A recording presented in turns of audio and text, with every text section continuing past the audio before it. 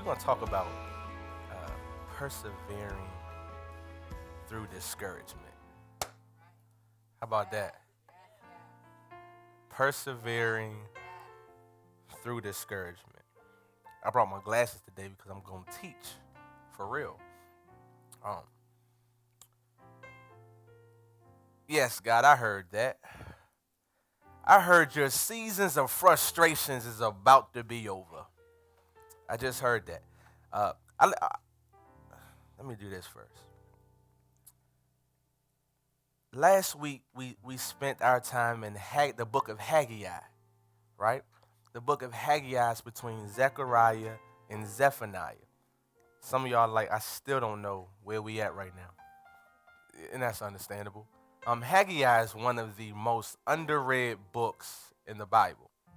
Partly because when you flip it, you can't land on it. You know how you do this? God, what you want me to read today? And you just flip. That's what you want me to read. It's very hard to land on the book of Haggai. It only has 2 chapters. And it's in between Zechariah and Zephaniah. Use your table of contents to find those 2 books. And then it's smack dab in the middle of that. And what we found out in the first 10 verses is that these people, the people of Israel, were coming out of captivity. They have been in captivity for 50 years. Say 50 years. They've been in captivity for 50 years, and now they've been told by God, when you go back to your land, I need you to rebuild the temple. Thank you, Mom. I need you to rebuild this temple. And they began to go rebuild the temple, and they laid the foundation. Y'all remember that? They laid the altar, right? And then when it got hard, they quit. When they met opposition from the Samaritans, they quit. Well, when they quit, they started to focus on their own life and not their own. And all of a sudden, God says, yo, the time is now to stop being so self-centered and focus on what I've told you to focus on. But what about the outcome? And we learned that God has the responsibility for the outcome. Our job is what? Obedience. Y'all, that's what I'm talking about. A+. And so that was the first 10 verses. And so now I want to get into verse 13, and I'm going to go to verse 13, and we're going to go all the way up to Haggai 2, verse 9. Is that okay? Y'all with me? Then Haggai, the messenger of the Lord, spoke to the people with the Lord's message. I'm with you, declares the Lord. And the Lord stirred up the spirit of Zerubbabel, the son of Shealtiel, governor of Judah, and the spirit of Joshua, the son of Jehozadak, the high priest, and the spirit of all the remnant of the people. And they came and they worked on the house of the Lord of hosts, their God. Look at verse 14. And the Lord stirred up the spirit. And the Lord stirred up the spirit. Have you ever had your spirit stirred up? That's what I mean by your spirit stirred up. See, God began to get them excited about the project that was in front of them. God began to get them like, yo, we can do this. Yeah. Have you ever been riding in a car and God just dropped something in your spirit about a new idea? Yeah. And then you get home and you like literally you start Googling stuff, you start journaling stuff, you get so excited, you call your friends and you tell them about this new project you're going to do. Your spirit has been stirred. And so God began to say, look, I want you to get excited about the assignment that I've given you. On the 24th day of the month, in the 6th month, in the 2nd year of Darius the king. Now, when I saw this, I said, okay, God, why is this important? When you see dates in Scripture, you got to do some research. And here's what I found out, Mom. The reason why this was important, because exactly 1 month to the date after their spirits were stirred and they started working on the temple, they quit. Exactly 1 month in, after their spirits have been stirred, and they got excited about what God had told them to do, they quit. And I started thinking, how many of us have gotten so excited about something And then 1 month in, you quit. Like I'm into fitness now quite a bit. I love some fitness now. And my wife does too, right, baby? We like going to this gym. And so in January, well, I started going to the gym probably about like last October, like real heavy, 5 days a week, right? Well, then when January came, I couldn't find a treadmill to save my life.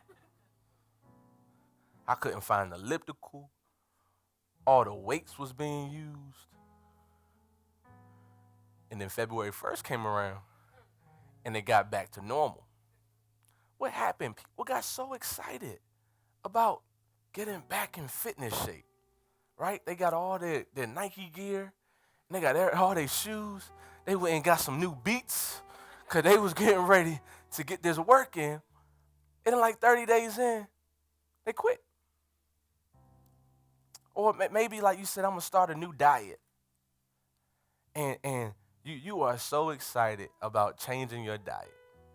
You buying your fruit to cut up to put in your water, right?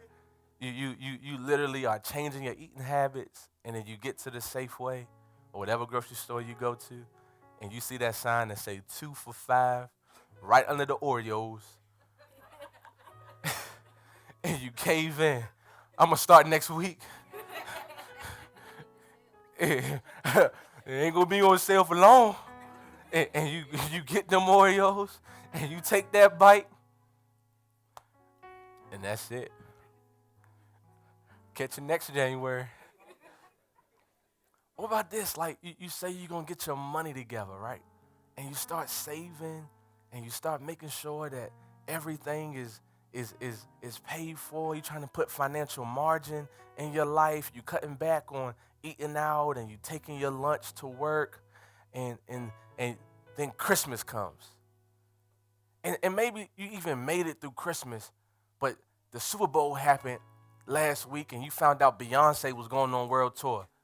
And that joint just jacked up your savings. You like, wait a second, wait. Rihanna and Beyonce in one, oh my, we got to figure some stuff out here. And the next thing you know, your finances got jacked all over again. What happens when we can get so stirred up to do something,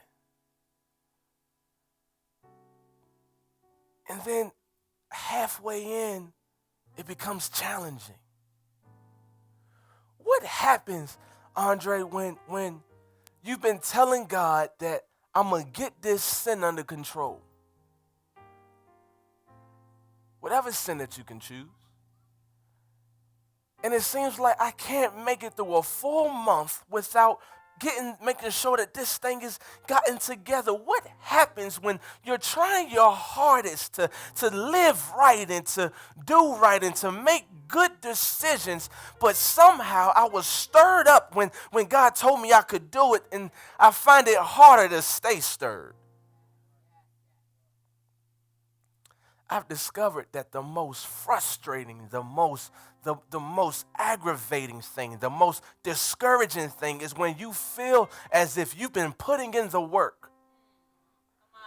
When you feel like you've been doing everything you can to live right, do right, be right. I mean, you feel like you've been eating kale and rice cakes all month.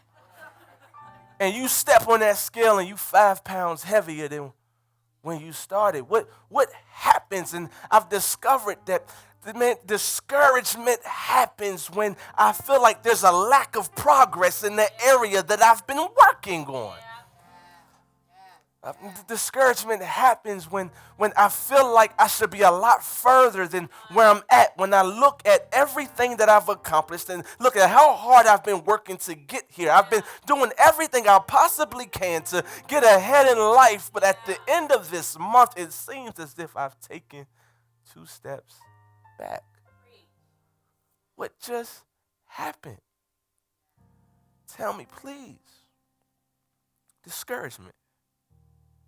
Let's keep reading. Watch this. Watch what God says. In the 7th month, on the 21st day of the month, the word of the Lord came by the hand of Haggai the prophet. Speak now to Zerubbabel, the son of Shealtiel, governor of Judah, and to Joshua, the son of Jehozadak, the high priest, and to all the remnant of the people, and say, who was left among you who saw this house in its former glory? How do you see it now? Is it not as nothing to your eyes? Yet now, be strong. I want to stay on verse 3, though. Look at this, baby. God says to the prophet of Haggai, who of you has seen the house in its former glory? And the house that he was talking about was the former temple.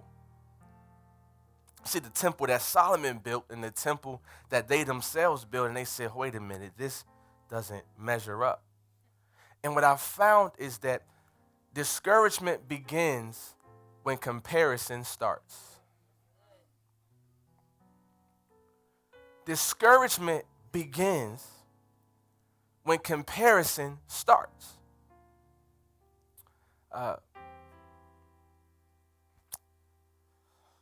The worst thing that we could ever do is compare our start to someone else's finish. You see, when we compare our start to someone else's finish, we've then set ourselves up to feel inadequate. In the moment that inadequacy and discouragement settles in, you've now just stepped yourself into a place of, I quit, I want to give up. I'm done. I've tried. There are two causes to a discouragement. Let's put that up. There are two causes to discouragement. The first is comparison, and the second is a lack of progress. Amen. The two causes of discouragement, comparison and a lack of progress. You see their kids, and they always got their outfits all perfect. And their mom bakes goodies and homemade brownies. It was just Valentine's Day, and those kids brought the whole class cupcakes in that their mom slaved all over for. And you look at your kid's outfit, and you got 3 shirts and 2 pants. How many people know that's 6 outfits? Mom said, there you go. And you begin to be like, why my kids don't look cute as theirs? You see them bringing in those cupcakes in their hands, and you like, yo, I just forgot to give my kid lunch money. You don't even want to talk about grades, because their grades are on point, and you try and tell your kid, you got to get changed for PE or you going to flunk. You see, this person got the bomb job. Love their job. Selfies in doctor's offices. Daily.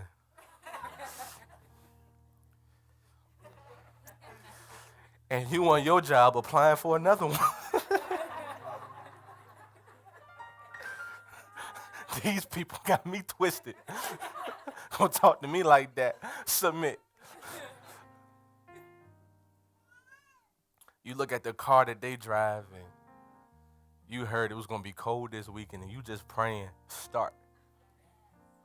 Just get me there, and don't shut off in the middle of the road. You look at the house that they brought, got keys, posted, ain't God so good, and you looking at your rent like my rent is 3 times your mortgage. Let's not even get to social media. This person got more likes than what you got, and y'all posted the exact same thing. How does that work? This person got to save the date, and I thought that was my best friend. I ain't get one. And we begin to look at where other people are in life. not knowing their story. We're measuring our game film to their highlight reels. And we begin to get discouraged because we think that for some reason we don't measure up in the same way that they do. We the same age, and yet look at everything that's going on with them. And we begin to get off track because we want to compare where someone else is to the position and the place that God has called us to. And we get so thrown off. And this is exactly what was happening with these people. They began to look at this temple that they were building, and they began to compare it to Solomon's temple, and the fact that he had gold and silvers and precious metals and cedars brought in from all over the world to help complete this temple. And they looked at theirs and was like, oh, heck no. My stuff don't look like their stuff. Why I don't look the way they look. God, you called me to build the same thing that Solomon built, and look at what he was able to do. And they started looking at their own stuff and said, ain't no way in the world my stuff measures up to Solomon's. I'd rather just not do this at all. And it's so easy to judge them, and it's so easy to say, what the world were you thinking? But we do this every single day. Every single day, we look at where someone else is to where we are, and we look at how they're able to manage school, and they're able to manage being married, and they're able to manage the going after a career and starting a business. And I'm like, if I could just get to work on time. And we feel discouraged. Because how in the world can God call me to do something great, and I can't even manage this? We've all been there. We've all been there. And this lack of progress that we feel like we should be making because we see where they are and where we are, and we're like, I got too much road to make up, and I'm done. Anyone ever been there? Come on, talk to me. How do you get over this? How do we get to this place where we have this discouragement, yet we're able to persevere?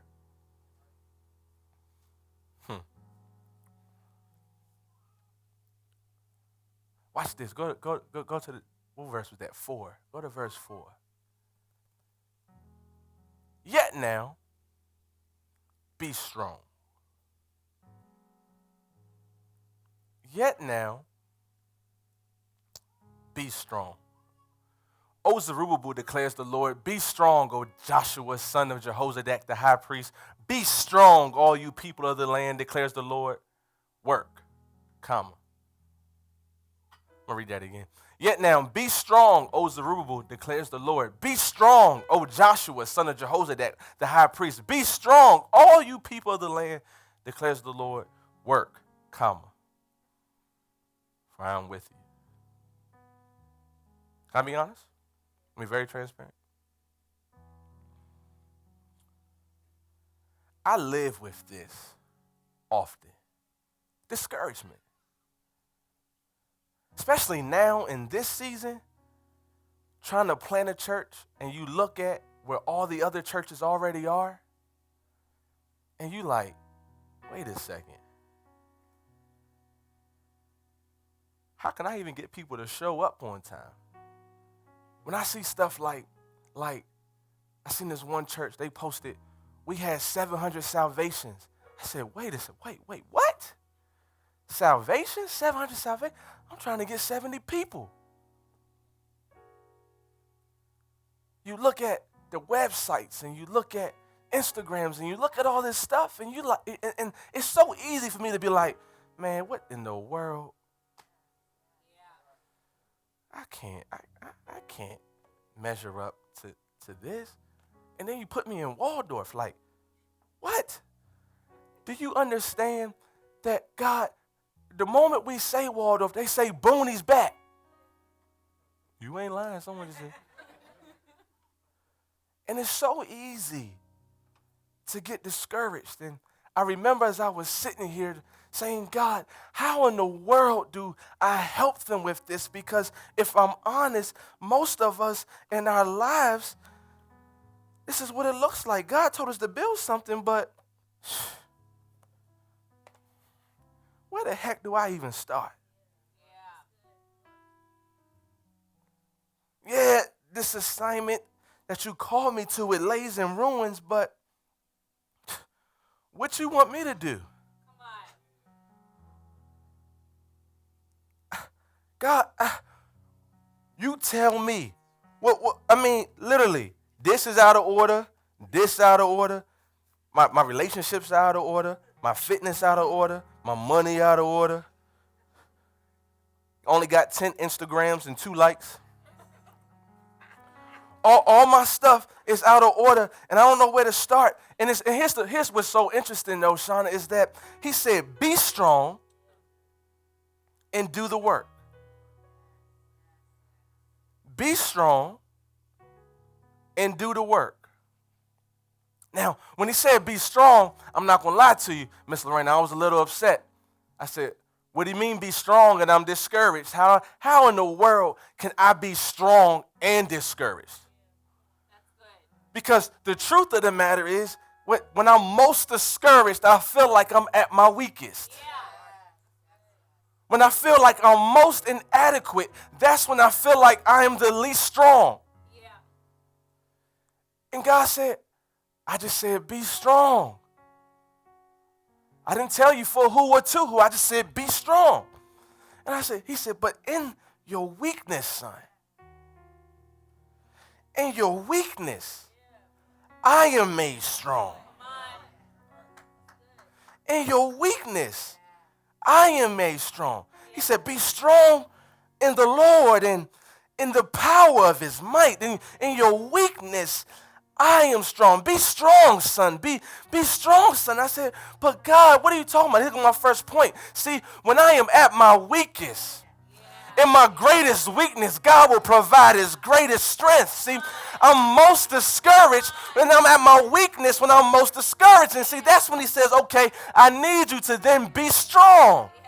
But don't just be strong, do the work. So here's what I started looking at. I said, okay, if this is my life and you told me to build something, whatever that assignment is for you, to write the book, whether it was to start the new business, whether it was to leave your job and just trust me, whether it was to just love your spouse and keep loving them, he said, be strong and do the work. In other words, what he said, be strong and lay another stone or lay another brick. So he said, be strong. I know that you feel like you just got into this Christian thing and you still dealing with pornography and you still dealing with masturbation, but just trust me. I know that you still want to live right for me, and I know that you want to pursue me more and more, and it seems like stuff is getting out of the way, but just keep reading your Bible. Just lay another stone. I know that your husband isn't doing what he's told you to do, but you got to keep loving on him. You got to be strong and do the work. Be strong and do the work. See, he was saying just keep lay another brick. Lay another brick. I know it's a mess, but just lay another brick. God, I know it's a mess, and everything seems helter-skelter, but keep getting up and searching my face. I know you want to quit. I know you want to just give in. That's the easy right. Come on, choose the hard right over the easy wrong and put a brick down. You just got to know that I love you. You know that I'm with you. You know that I'll never leave you alone. Just get in my face. Be strong and do the work. Just be strong and do the work. Be strong and do the work. Be strong and do. And before long, you'll find out that your life that was in shambles, your life that was a mess, your life that was all over the place, the moment that you just be strong and keep trusting God, be strong and keep loving on God, be strong. Look, his last assignment is your only instruction. You got to consistently do the last thing that God told you to do. Be strong and do the work. Be strong and do the work. I know it's hard. I know it's frustrating. I know it's discouraging. How the heck do I get here? One brick at a time. See, these people, they were comparing their present wall and their present temple with what Solomon had built, and God was saying, I don't need you to focus on that. I just need you to focus on what you already have. Focus on what you can do. Okay, let's go back to reading, because watch this. Watch this. Oh, this is so good. Oh, this is so good. I don't know what verse it was. I think it was verse 4, right? Yeah. Be strong, all you people of the land, declares the Lord. Work. I like this. Watch this. For I am with you. Work. For I am with you. Work. For I am with you. Work. For I am with you. Be strong. Do the work. For I am with you.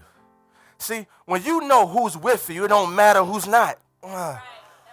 When you know who's with you, it doesn't matter who's not. Be strong and do the work. See, because people going to criticize you when you laying these bricks. They're going to start to make fun of you. You really think that's going to measure up to what that was? It don't matter if it don't measure up in your eyes. I got to keep strong and do the work. Now watch this. I'll go to the next verse. According to the covenant that I made with you when you came out of Egypt, my spirit remains in your midst. I love this part. Fear not. Fear not. In other words, don't be afraid to step out. Don't be afraid to start it. Don't be afraid to go after what God has told you to go after. Fear not. Come on, keep going. For thus says the Lord of hosts, yet once more in a little while, I will shake the heavens and the earth and the sea and the dry land. And I will shake all nations so that the treasures of all nations shall come in. Look at this. What's this the year of? Fulfillment, right? Yeah. And I will fill this house. What house is he talking about? He's talking about the house that they quit on twice. The first time they quit because they met opposition. The second time they quit because they thought it didn't measure up. I don't know where you at in this room if something has ever gotten hard and you quit because you met opposition. And then you got back into it and then you realized that you didn't quite measure up. And he said, no, I need you to keep being strong. I need you to keep doing the work, because regardless of what you look like, regardless of what you think it's going to be, I'm going to fill this house. Come on. I'm going to fill this house with glory, says the Lord. Watch this. Keep going. Watch this. Oh, this gets so good. The silver is mine, and the gold is mine, declares the Lord of hosts. I can't wait till you read it. Watch this. Come on. The latter glory of this house shall be greater than the former, says the Lord. Look. Here's what he was saying. I know that the house that Solomon built that looked like it was everything. Oh, man. I know the house that Solomon built that looked like it was bad. It looked like it had everything. It had all that gold. It had all that silver. It had all these cedars. But guess what? The house that you building now is going to be greater than the house that was built before. This house right here is going to have the glory. Oh, come on, man. Get excited, because I'm telling you that when you choose the hard right over the easy wrong, when you decide to be obedient to Christ, that he'll fill you up with glory. He'll fill you up with joy. He'll fill you up with peace. He'll fill you up with love. And it'll be greater than the former thing. What you're doing today is greater than the former thing.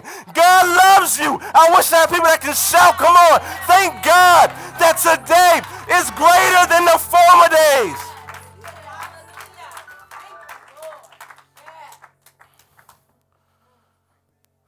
Don't make me work that hard.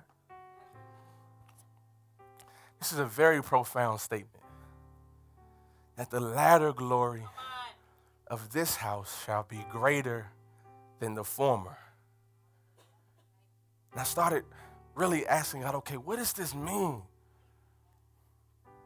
See, in the Old Testament, in order for someone to be made right with God, they had to go and bring sacrifices to the temple that Solomon built. And now that these people of Israel were building now. And they brought these sacrifices to this temple, and they would pray and just hope to be made right with God, right? Well, now in the New Testament, this temple doesn't exist anymore. And he says that the latter glory of this house shall be greater than the former. Here's what's so amazing. See, when they made sacrifices at this temple, that was their way of being made right. But in the New Testament, God made a sacrifice. God made a sacrifice of his son. And this is the new, oh man, y'all missed that. Y'all missed that. Y'all missed that. Y'all missed that. You see, they made a sacrifice to get to God in the Old Testament. In the New Testament, God made a sacrifice to get to us. Oh, y'all missed it. Y'all missed it. Y'all missed it. You missed it. You missed it. See, the temple was a building. Oh, man. Back in the Old Testament. But in the New, see, and it was in the temple. The reason why it was so important was because the temple is where the Spirit of the Lord dwelt. The temple was where all your answers got made right. The temple was where you could go and find your peace and find your love and find your safety and get right and get your sins transformed and get them forgiven and all that stuff. But in the New Testament, see, God said, okay, this right here is going to get played because anybody can just knock this over. But when I come to the New Testament, I'm going to sacrifice my son. And when I send my son, it will eternally make it this temple right here, your physical body, a place where God can dwell. And so the same answers you got in the physical building, oh, y'all missed it. The same answers you got in the physical building, you can now get inside of, oh, man. That's why he said, for I am with you. I'm with you. You already got everything you need.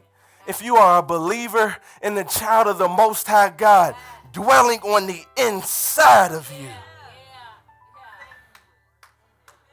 It's dwelling on the inside of you. This is the new temple. This is the new glory.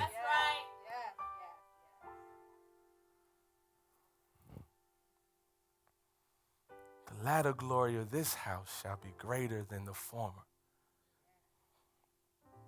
So where does discouragement end? Because discouragement begins with comparison, but it ends with contentment. Discouragement begins with comparison, but it ends with contentment. When you understand that these bricks are all I have. That's good. I don't have the bricks that you have. Yeah. I don't even have the resources that you had to get those bricks. Right. But what I do have is the bricks that God has given me. Well. And my job is not to try to build Rome in one day. My job is not to try to get to where you are at the end of your finish line and I'm just starting my race. So you might be a sprinter, but baby boy, I'm a walker. And guess what? As long as I get there, that's all that matters. As long as I get there, as long as I'm strong and I do the work. You might like the treadmill. I like the elliptical. It don't hurt my knees as much. Here's what I'm saying. Embrace your place. Amen. Embrace your place. This is where God has you. Yes. And you're just as called to be here. Y'all know the snow messed me up because I had a message for y'all called Highly Unlikely. And here's all I got to say out of it. That your here is someone's there. Listen to what I just said. You're here. I need some help. Come here, Jacob. Okay, you stand right here. Kenny, come here. You stand right there. Many of us in life look at where Jacob is and say, I want to get there. I need some more help. Dominique, come here. Stand over here. Stand right here.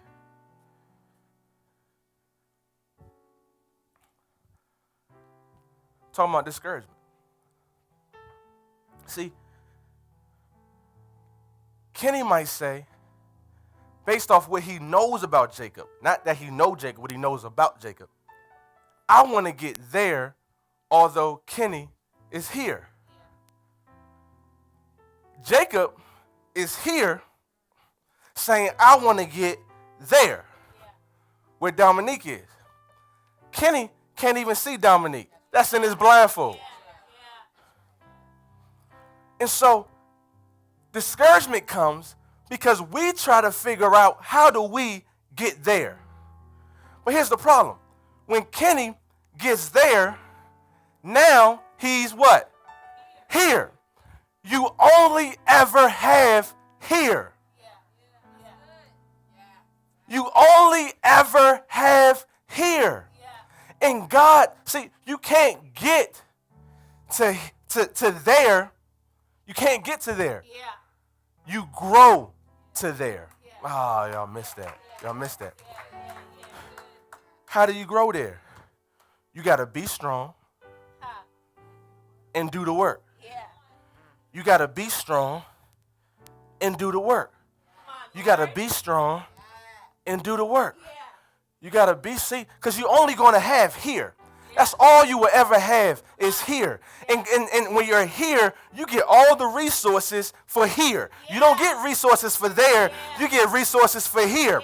And when you utilize the resources that are here, you end up growing to there because you're being strong and you're doing the work. You being strong and you doing the work. Because if God really wanted you to go there, he would have already put you there. He wanted you to utilize everything you had here. And see, when you embrace your place and stop worrying about what everybody else has in comparison, what you doing, and look at your lack of progress, you so busy trying to get there and the person there trying to get over there, when God is just saying, embrace your place, be strong, do the work, and then you'll grow to there. But all we have right now is here. And I wish I had some people here who said, I'm going to do all that I can to grow to there. But until I get there, I'm going to give you my glory. I'm going to give you the praise. I'm going to give you the honor. I'm going to give you, come on, praise God.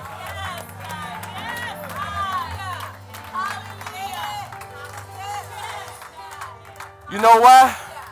Because while you're here, the time is now. The time is now. The time is now.